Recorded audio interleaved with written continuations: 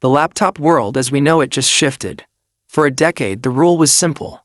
If you wanted a Mac, you had to pay the Apple tax. You had to spend at least $1,000 to get into the ecosystem. But in early 2026, Apple broke that rule with the first MacBook Neo, a colorful, $500 machine that brought the power of the iPhone's Pro chips to the laptop form factor. But as the dust settles on that launch, a new set of leaks has emerged from the supply chain in Asia and regulatory filings in Europe. And they point to something far more ambitious. They point to the MacBook Neo 2. If you thought the first Neo was a one-off experiment, you were wrong. The MacBook Neo 2 isn't just a sequel. It is the device that is rumored to finally bridge the gap between the iPad and the Mac. We are talking about the first ever touchscreen Mac, a radical new display technology, and a processor that makes current budget laptops look like calculators. If you're a student in the USA, a digital nomad, or just someone tired of overpaying for pro features you don't use, you need to stay until the very end of this. Because the roadmap for 2027 has just been blown wide open. And the MacBook Neo 2 is the centerpiece of a strategy that could kill the Windows laptop market for good. Let's talk about the biggest holy grail of Apple rumors, the touchscreen.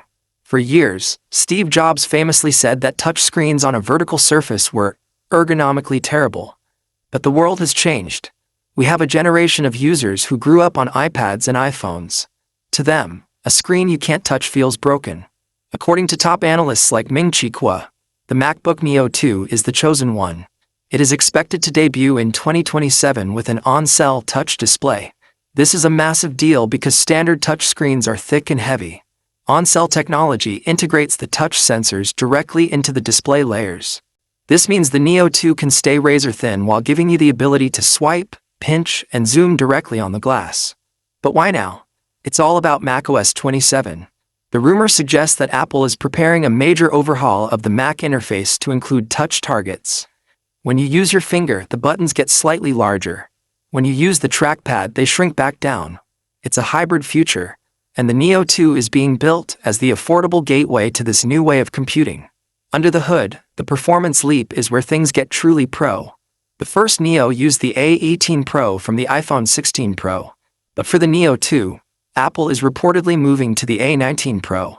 This is a chip built on a refined 2nm process. In the US market, where we value efficiency and battery life above all else, this is the game changer.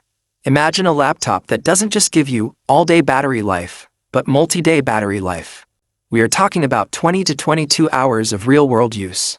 You could leave for a weekend trip to Vegas or Chicago and literally leave your charger at home. That is the promise of the A19 Pro. It's a chip that runs so cool it doesn't need a fan, allowing the Neo 2 to be even thinner than the current MacBook Air. But let's address the memory problem. The biggest criticism of the 2026 Neo was the fixed 8GB of RAM. In 2026, 8GB is barely enough to run a dozen Chrome tabs and a Zoom call. For the Neo 2, the leaks suggest Apple is finally moving the baseline to 12GB of unified memory. Why 12GB? Because of Apple Intelligence. In 2027, AI isn't going to be a side feature. It's going to be the operating system.